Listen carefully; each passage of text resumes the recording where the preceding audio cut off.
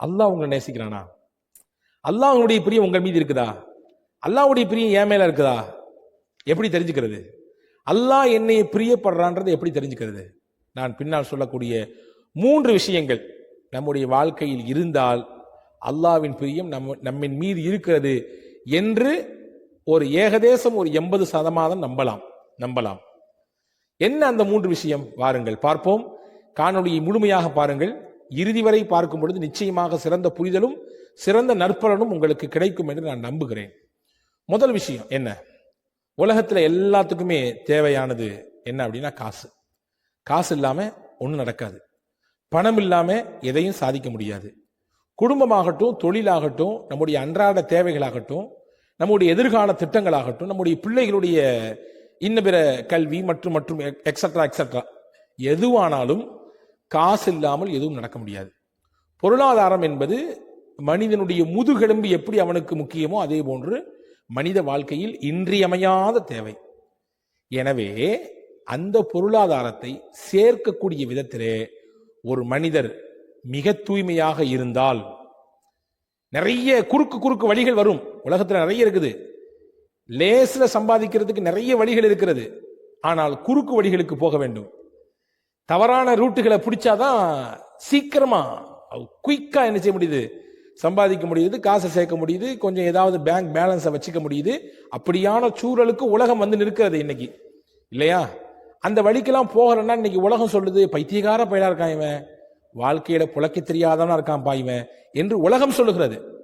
ஆனால் ஒரு உண்மையான இறை விசுவாசி எப்படி இருப்பார்னா, காசு சம்பாதிக்கிற விஷயத்துல, காசை சேர்த்துக்கொள்ற விஷயத்துல அல்லாஹ்வை பயப்படுவார். தூய்மையான வழியில் வந்தால் மட்டும்தான் அதை ஏற்பார். இல்லாத பட்சத்தில் அதன் பக்கம் திரும்பி கூட பார்க்க மாட்டார். வட்டியாகட்டும், மோசடியாகட்டும், ஏமாற்றமாகட்டும், ஹராமான வழிகளிலே, தவறான வழிகளிலே, மார்க்கம் அனுமதிக்காத வழிகளிலே வரக்கூடிய காசு எவ்வளவாக இருந்தாலும் சரி, அதை எதிர்பார்க்கவே மாட்டார். அதன் மீது பிரியப்படவே மாட்டார். இந்த தன்மை உங்களுக்கும் எனக்கும் இருந்தால் நம்புங்கள், நீங்கள் சத்தியம் அல்லாஹ் நம்மின் மீது நேசம் வைத்திருக்கிறான் என்று பொருள். 1. 2வது, வாழ்க்கையில் சோதனை வரும், கஷ்டங்கள் வரும், நிச்சயம் வரும். எனக்கும் வரும், உங்களுக்கும் வரும். இழப்புகள் வரும். அது எப்படியும் வரலாம். இழப்பு எப்படிலாம் வரலாம்? நம்முடைய பொருளாதாரத்தில் வரலாம், உயிரிழப்புகள் ஏற்படலாம், நம்முடைய பிள்ளைகள் விஷயத்தில் வரலாம், நம்முடைய தொழிலே வரலாம், இல்லையா? இழப்பு, கஷ்டம், நெருக்கடி எல்லாத்துக்கும் வரும். அந்த சந்தர்ப்பத்திலே ஒருவருடைய நிலைப்பாடு எப்படி இருக்குது அல்லாஹ் பார்க்கிறான். அவர் பொறுமையாக இருந்தால், அந்த இடத்தை அல்லாஹ்வின் மீது நம்பிக்கை வைத்து கடந்தால் நிச்சயம் அல்லாஹ் நம்மை பிரியப்படுகிறான் என்பதை அதன் மூலம் புரியலாம். ரசூலுல்லாஹ் சொன்னார்கள், ஒரு மனிதரை அல்லாஹ் நேசிக்க தொடங்கினால், இந்த வார்த்தை நல்லா கவனிங்க, இந்த காதுகளை என் பக்கம் கொண்டு வாருங்கள். ஒரு மனிதரை அல்லாஹ் நேசிக்க தொடங்கினால் என்ன செய்வான்? அசாப மின்ஹுல் இப்திலா, அவருக்கு அடுக்கடுக்கான சோதனைகளை கொடுப்பான், கஷ்டங்களை தருவான். எந்த அளவுக்கு என்றால், அவருக்கு செயின் மாதிரி அடுத்தடுத்து ஒன்னு விட்டா ஒன்னு என்று அவரை அப்படியே தொடர்ந்து கொண்டே இருக்கும். அந்த நேரத்தில் அப்படி வந்துச்சுன்னா புரியணும், அல்லாஹ்வினுடைய பாசம், அல்லாஹ்வுடைய நேசம் நம்மின் பக்கம் திரும்பி கொண்டிருக்கிறது, நெருங்கி கொண்டிருக்கிறது. அப்ப அந்த சமயத்தில் என்ன செய்யணும்? நீங்க பாக்குறத பார்த்தா எப்படி தெரியுது அப்படின்னா, நாங்க வாழ்க்கை ஃபுல்லா கஷ்டப்பட்டே இருக்கணுமா? செயின் மாதிரி ஒண்ணுக்கு பின் ஒன்னா வந்து சோதனை வந்துகிட்டே இருந்தா நாங்க எத்தனை நாள் தான் தாங்கிறது? என்னதான் செய்யறது அப்படின்னு கேட்கலாம். உங்களையும் என்னையும் படைத்தவனுக்கு தெரியும் நம்முடைய இயற்கை என்ன என்பது, நம்முடைய தாங்கும் சக்தி என்ன என்பது அல்லாஹ்வுக்கு தெரியும். லா யுகல்லிஃபுல்லாஹு நஃப்ஸன் இல்லா உஸ்ஆஹா. எந்த ஒரு ஆத்மாவையும் அல்லாஹு தஆலா சக்திக்கு மீறி சோதனைப்படுத்த மாட்டான், சக்திக்கு மீறி கஷ்டப்படுத்த மாட்டான். ஏன்னா படைச்சவங்க அவன், படைச்சவனுக்கு நம்முடைய பலவீனம் தெரியும், பலமும் தெரியும். எனவே சோதனைகள் வருகிறது என்றால் அது எதற்கு? உங்களின் பிரியம், உங்கள் மீது அல்லாஹ்வின் பிரியம் திரும்பி இருக்கிறது என்பதை நீங்க புரியணும்.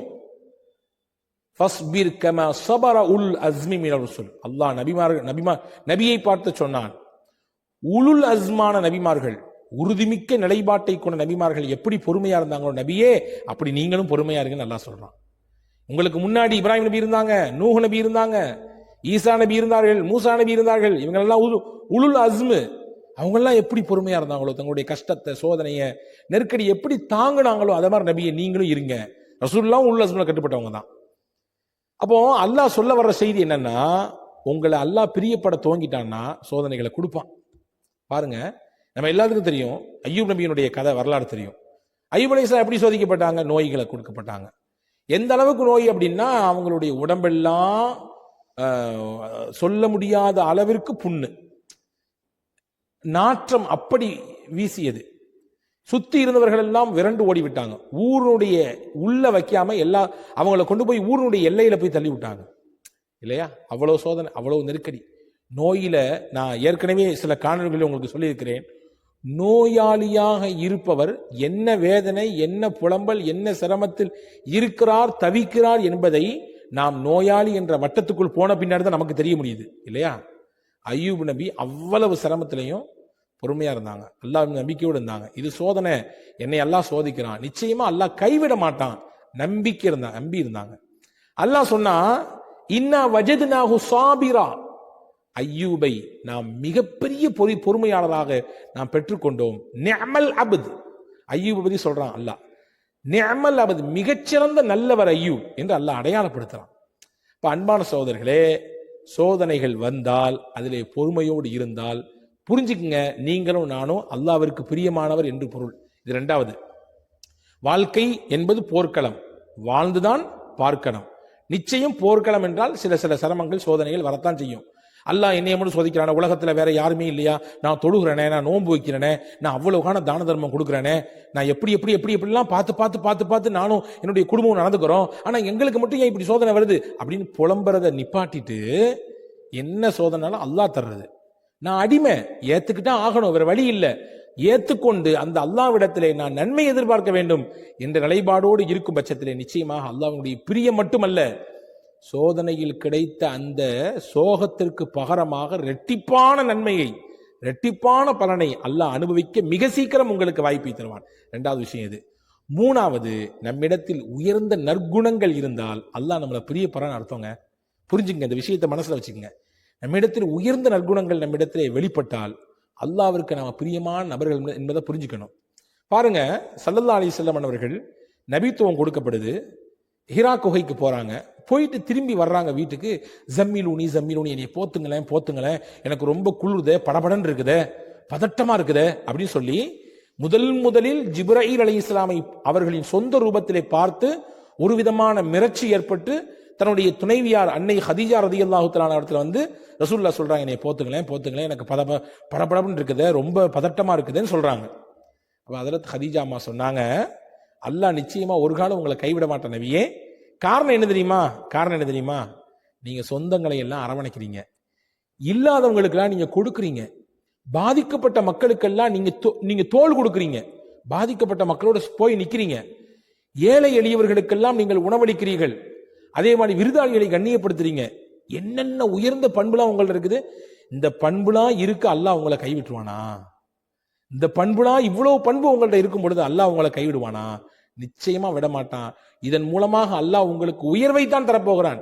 நீங்க பதட்டப்படாதீங்க, நீங்க ஆசுவாசப்படுங்க, நீங்க கொஞ்சம் நிதானத்துக்கு வாங்க, நபியே உங்களுக்கு அல்லாஹ் நிச்சயம் உதவி செய்வான் என்று ஆறுதலான வார்த்தைகளை கொண்டு நபிகள் ஸல்லல்லாஹு அலைஹி வஸல்லம் அரவணைத்தவர்கள் அன்னை ஹதீஜா ரலியல்லாஹு தஆலா. அப்ப இந்த செய்தி என்ன நமக்கு உணர்த்துது அப்படின்னா, நம்மிடத்திலே உயர்ந்த நற்பண்புகள் வெளிப்படுமேயானால் புரிஞ்சுக்கணும், அல்லாஹ் நம்மளை நேசிச்சுக்கிட்டு இருக்கான், அதனாலதான் அந்த நல்ல பண்புகளை தந்திருக்கான். ரசூலுல்லாஹ் சொன்னாங்க, நாளை மறுமையிலே எனக்கு நெருக்கத்தில் நீங்கள் இருக்க ஆசைப்பட்டால் யார் தெரியுமா இருக்க முடியும்? உங்கள யாரிடத்திலே நல்ல நற்குணங்கள் இருக்குதோ, உயர்ந்த பண்புகளும் தன்மைகளும் இருக்கிறதோ, அவர்தான் நாளைக்கு மறுமையில எனக்கு பக்கத்தில் இருப்பாங்க. நாங்க ஸல்லல்லாஹு அலைஹி வஸல்லம் வல்ல அல்லாஹ் அந்த அருளுக்கு சொந்தக்காரர்களாக, அந்த அருள் நபிக்கு பக்கத்தில் நாளை மறுமையிலும் இருக்கக்கூடிய தௌஃபீக்கை நமக்கு நசீபாக்குவானாக. ஆக இந்த காணொலியில் 3 செய்தி சொல்லியிருக்கிறேன்.